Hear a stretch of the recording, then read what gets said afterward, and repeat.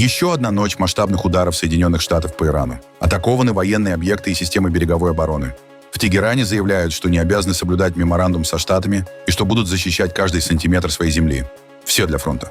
Пит Хексет объявил о проверке уровня тестостерона у американских военных и продемонстрировал мастер-класс по подъему штанги. Не прошло и полгода. Михаил Федоров покидает пост министра обороны Украины. Кого пророчат на его место? Поезд из ада. В сети обсуждают видео из локомотива, который оказался в эпицентре лесных пожаров в Канаде. Аргентина вышла в финал чемпионата мира, отыграв у Англии почти проигранный полуфинал. Кот-попрошайка из Таиланда стал звездой соцсетей. Его метод получать лакомство работает безотказно. А теперь об этом подробно и по делу. Это один день. Подпишитесь, поставьте лайк этому видео и оставьте свой комментарий. Заранее спасибо и начинаем.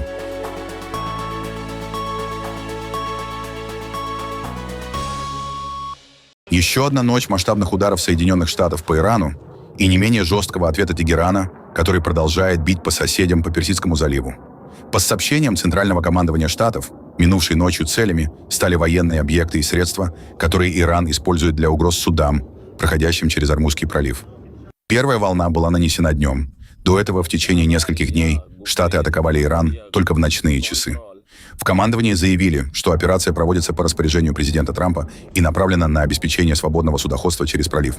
Американские истребители, беспилотники и корабли применяют высокоточные боеприпасы по десяткам военных объектов в прибрежных районах Ирана и вблизи Ормузского пролива. По заявлению военных, целями стали ракетные позиции, объекты, связанные с производством и применением беспилотников, военно-морские силы и системы береговой обороны. В командовании заявили, что удары должны ограничить способность Ирана угрожать торговому судоходству. Удары нацелены на иранские военные возможности, используемые для угрозы судам, свободно проходящим через Ормузский пролив. Международный водный путь, жизненно важный для мировой торговли. Вооруженные силы Соединенных Штатов привлекают Иран к ответственности по указанию главнокомандующего. В свою очередь, иранские СМИ сообщают о взрывах в Бендер-Аббасе, Ахвазе, Канараке на юге провинции Систан, Чебахаре и Раске, провинция Белуджистан.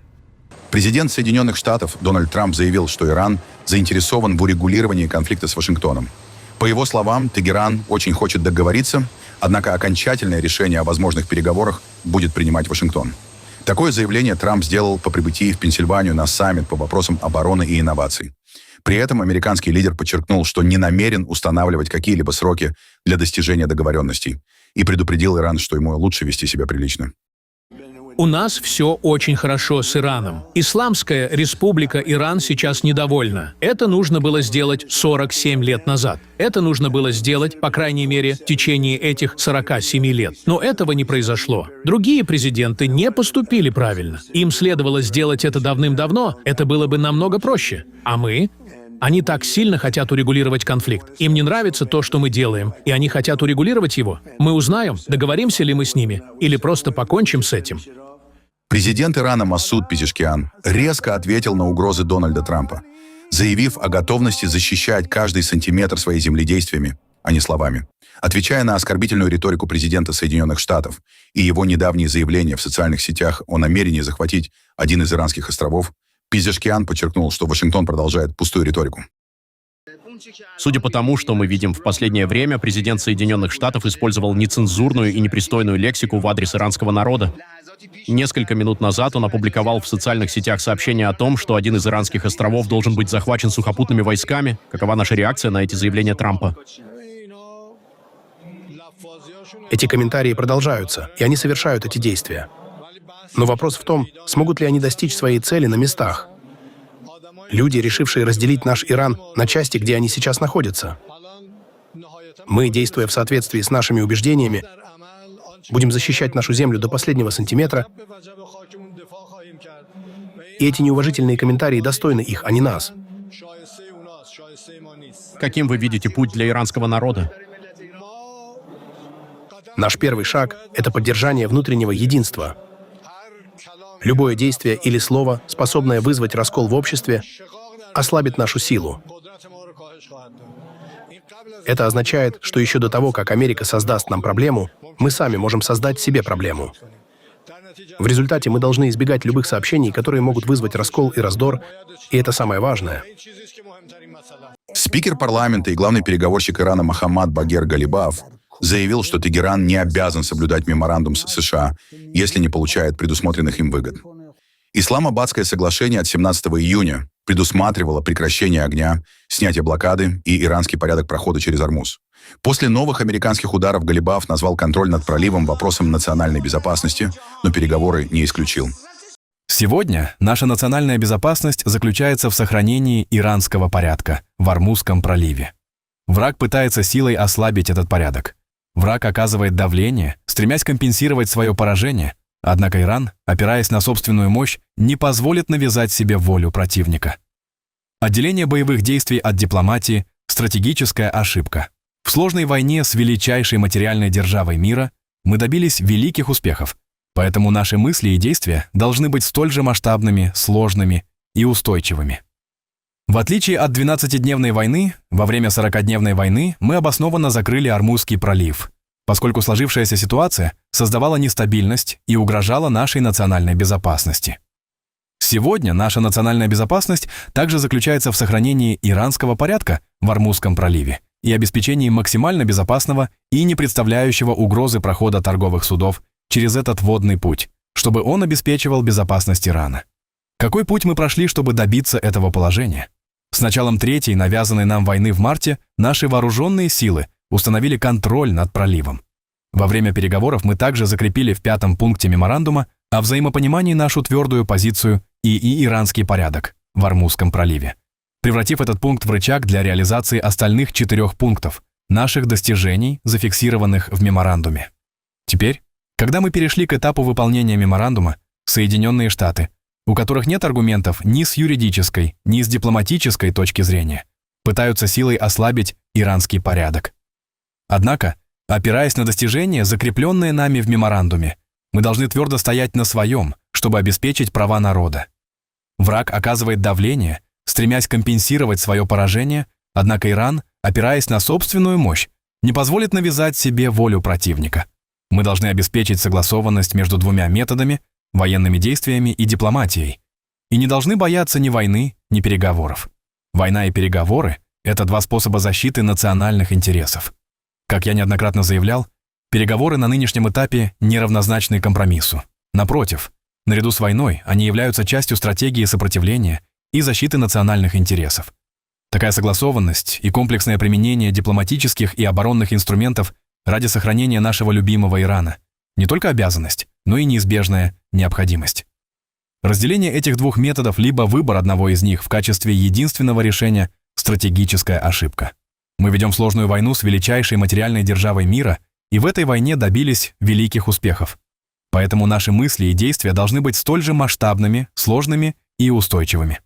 Этот подход можно распространить также на Ливан, снятие санкций, будущее американских баз в регионе, а также на возмездие и отмщение за кровь погибшего мученической смертью имама революции и других мучеников 2 навязанных нам войн. Хуситы пригрозили заблокировать Баб-эль-Мандебский пролив, один из важнейших морских путей мировой торговли. С таким заявлением выступил лидер движения «Ансар Аллах» Мухаммед Аль-Фарах. По его словам, это станет ответом на возможную военную операцию Саудовской Аравии против позиций хуситов в Йемене.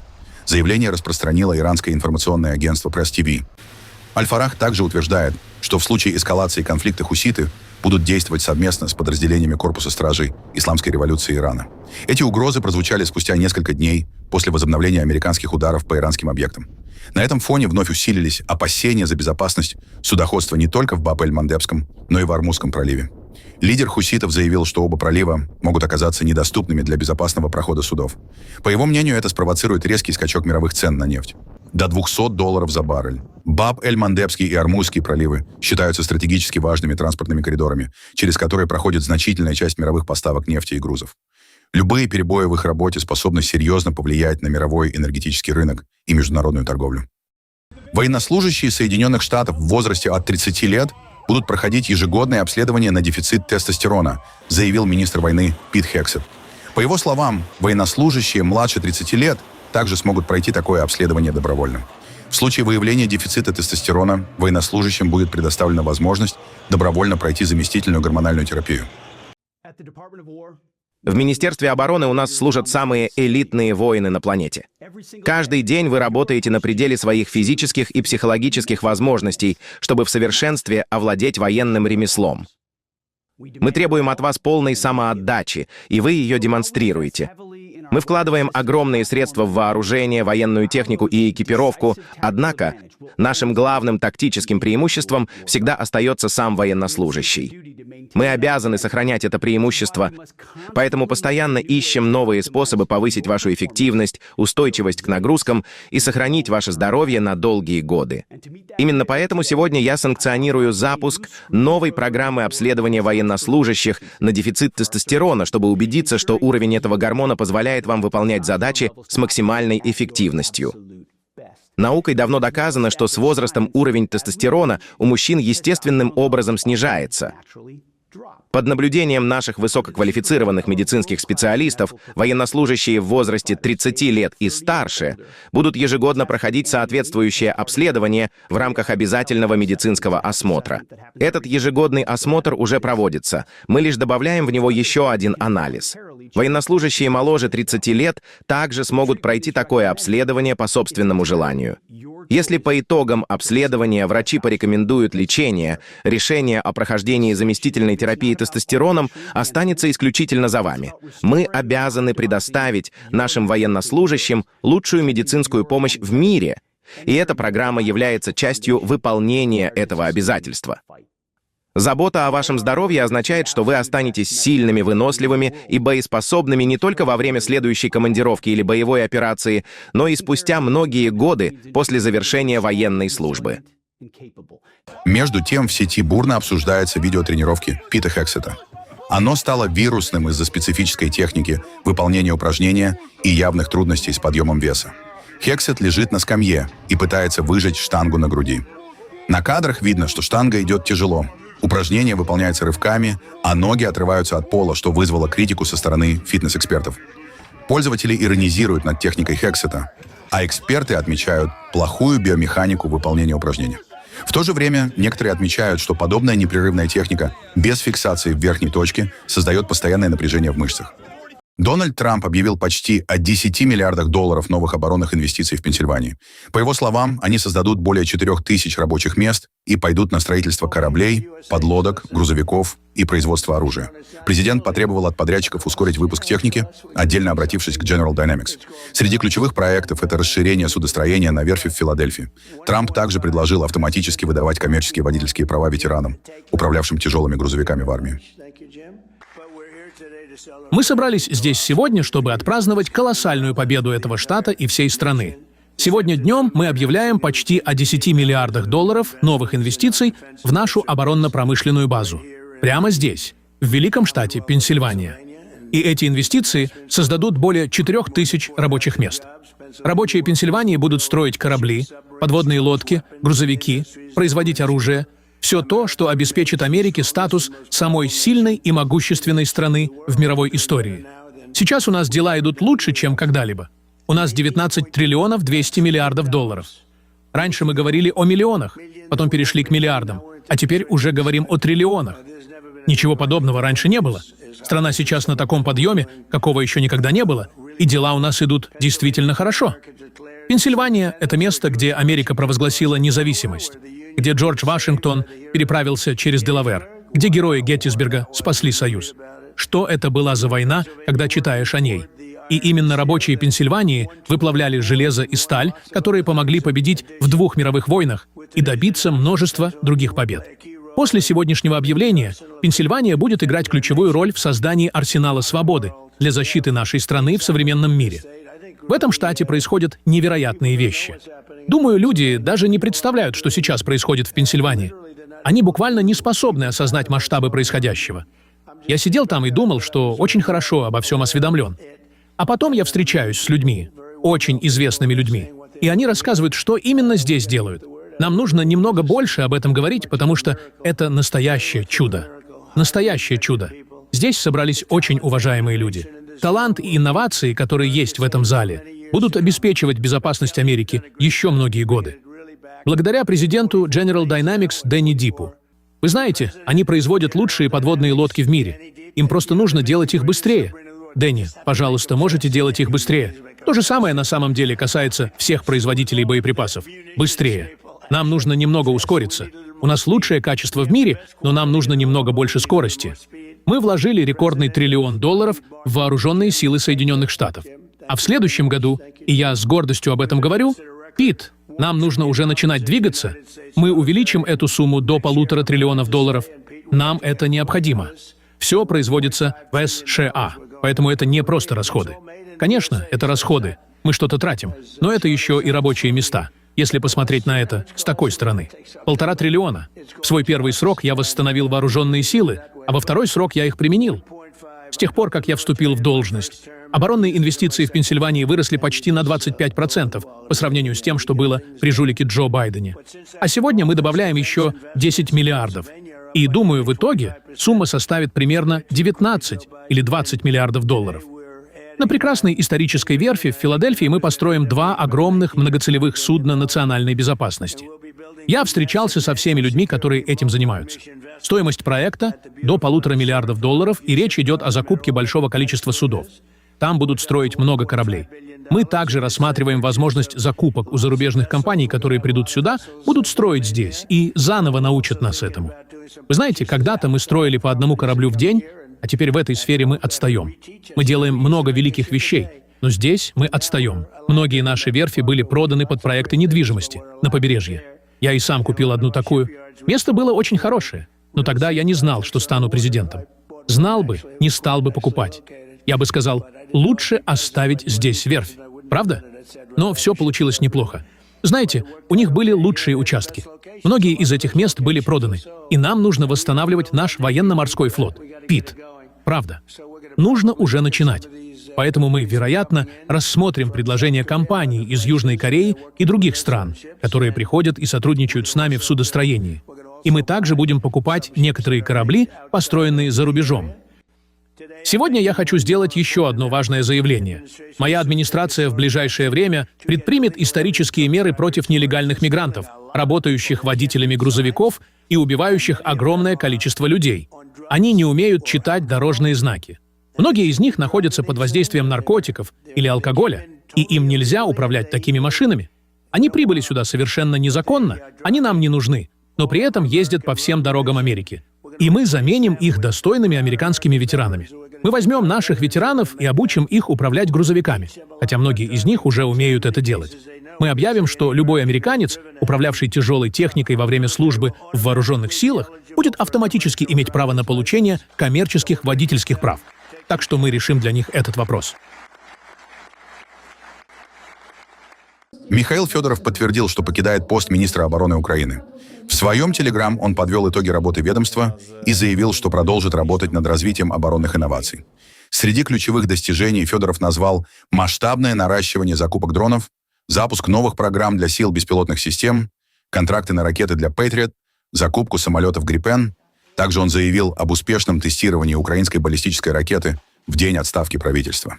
В то же время Федоров признал, что не удалось завершить организационную трансформацию Министерства обороны по стандартам НАТО, перевести все закупки на тендерную систему и сформировать полноценную культуру ответственности за принятые решения. Разу несколько источников подтвердили, что теперь министр внутренних дел Игорь Клименко может возглавить Министерство обороны в новом правительстве Сергея Корецкого. Его кандидатуру озвучили во время заседания фракции «Слуги народа» с президентом. Игорь Клименко окончил Харьковский военный университет. После этого он 3 года проходил службу в вооруженных силах Украины. Впоследствии перешел в структуру Министерства внутренних дел, начав работу как психолог по работе с личным составом в Харьковской области. В сентябре 2019 года Клименко возглавил Национальную полицию Украины, а с 7 февраля 2023 года вступил в должность министра внутренних дел Украины. Министерство окружающей среды Канады выпустило предупреждение об ухудшении качества воздуха. Дым от лесных пожаров на северо-западе провинции Онтарио смещается на юг. Желтый уровень опасности объявлен в Торонто. Город оказался в числе мировых мегаполисов с самым грязным воздухом. Швейцарская компания IQ Air, занимающаяся технологиями контроля качества воздуха, в свою очередь оценила Торонто как город с наихудшим качеством воздуха в мире и заявила, что в среду вечером он обогнал Киншасу и Дели. Запах определенно чувствуется, абсолютно. Как только я проснулась утром и вышла на террасу, в воздухе определенно чувствовался запах дыма, и на улице очень туманно. Так что это определенно ощутимо. Но в конце концов, выбор состоит либо в том, чтобы оставаться дома и не наслаждаться канадским летом, либо выйти на улицу и насладиться им, насколько это возможно. Я выбираю последнее. Конечно, я недоволен, потому что воздух загрязнен, и я не знаю, что делать. У меня дома установлены фильтры, и у меня какая-то аллергия на дым. Это вызывает все большее беспокойство, потому что 2 года назад у нас уже была подобная ситуация, а сейчас, похоже, это постоянная проблема. Я не знаю, что происходит где-то еще, потому что не непосредственно в Торонто. Это происходит где-то за пределами нашего района. Дым от масштабных лесных пожаров в Канаде в ближайшие дни накроет и северо-восточные штаты Америки. В сочетании с жаркой и влажной погодой это может ухудшить качество воздуха и вызвать проблемы с дыханием у чувствительных людей. Из-за сочетания области высокого давления над центральной частью Соединенных Штатов и области низкого давления над востоком Канады дымовые массы будут переноситься через район Великих озер на северо-восток страны. Между тем, в социальных сетях распространилось видео, снятое из кабины грузового поезда, который оказался в эпицентре лесных пожаров на севере канадской провинции Онтарио. На кадрах видно, как по обе стороны железнодорожных путей полыхает лес. Густой черный дым закрывает небо, а окна локомотива окрашиваются в ярко-оранжевый цвет от пламени. По информации, позже отсоединенный локомотив столкнулся с собственным поездом. Из-за густого дыма видимость практически отсутствовала. После этого экипаж покинул состав и продолжил эвакуацию пешком. Все члены бригады, по официальным данным, остались живы и смогли выбраться из опасной зоны. Аргентина вышла в финал чемпионата мира, за несколько минут отыграв у Англии почти проигранный полуфинал. Энтони Гордон вывел англичан вперед во втором тайме, но Энцо Фернандес сравнял счет, а на 92-й минуте Лаутаро Мартинес установил окончательные 2-1. Лионель Месси ассистировал в обоих голах. В воскресенье действующие чемпионы сыграют с Испанией. Англия вновь не попала в свой первый финал после победного 1966 года. Матч в Атланте проходил при усиленной охране. Тысячи аргентинцев устроили перед игрой бандерасу с флагами, барабанами и фаерами. Разделить болельщиков на стадионе было практически невозможно из-за системы продажи билетов FIFA. Полиция готовилась вместе с ФБР. У болельщиков Аргентины и Англии есть определенная история взаимоотношений, и это вызывает у некоторых беспокойство. Мы не беспокоимся, мы просто готовы. Поэтому хорошо проводите время, приходите и празднуйте вместе с Атлантой. До сих пор у нас проходили отличные матчи, и дальше они будут такими же. 30 лет назад мы принимали в Атланте весь мир, а теперь вновь делаем это на чемпионате мира. Поэтому приезжайте в Атланту и хорошо проводите время. Увидев полицейских, поблагодарите их. Они напряженно работают, обеспечивая безопасность. Опасались не только футбольных страстей.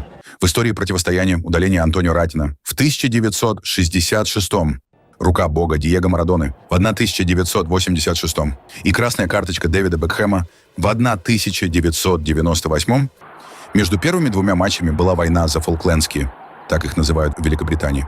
Они же Мальдивские, так их называют в Аргентине. Острова в 1982 году, в ходе которой погибли 649 аргентинских и 255 британских военнослужащих, а также 3 жителей островов. Кир Стармер смотрел матч после своего последнего отчета в парламенте в качестве премьер-министра. Он назвал эфир важной встречей с телевизором и заявил: «Счет не важен, главное — победить». Не получилось. Господин спикер, сегодня утром у меня состоялись встречи с коллегами-министрами и другими лицами. Помимо исполнения своих обязанностей в этой палате, сегодня вечером в 8 часов у меня назначена важная встреча с телевизором. Большинство из нас, господин спикер, могут лишь мечтать оказаться в роли Джуда Беллингема, забить победный гол и привести свою команду к победе. Однако премьер-министру это удалось.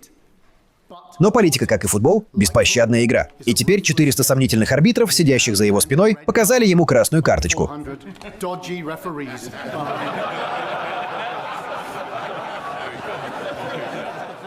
Какой совет этот премьер-министр может дать достопочтенному члену парламента от Мейкерфилда, чтобы тот, в отличие от него самого, не отправился досрочно в раздевалку? Думаю, меня впервые и, вероятно, в последний раз сравнили с Джудом Беллингемом. Но я благодарю его за это. Что касается красных карточек, вы не представляете, сколько сообщений обрушилось на меня в позапрошлый понедельник после того, как президент Трамп вмешался в ситуацию с красной карточкой сборной США. От меня требовали добиться пересмотра красной карточки сборной Англии. Для протокола, господин спикер, я не пытался этого сделать. Я не стану давать советы ни своему преемнику, ни сборной Англии. Я просто окажу им безоговорочную поддержку. И еще раз для протокола, господин спикер, мне все равно, каким будет сегодня счет, лишь бы мы победили.